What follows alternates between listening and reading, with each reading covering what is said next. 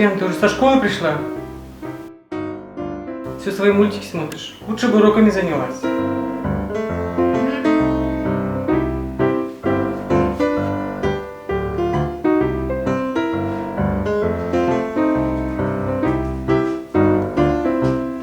Яна, ты меня слышишь? Ты когда уроками займешься?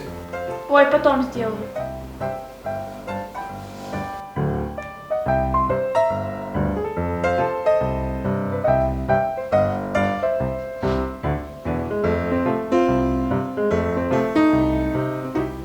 Ты до сих пор сидишь?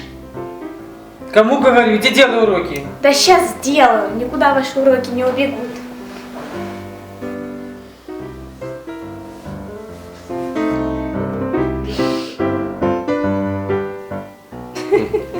Да, Яна, иди делай уроки.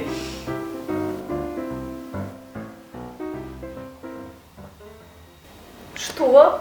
На самом интересном месте?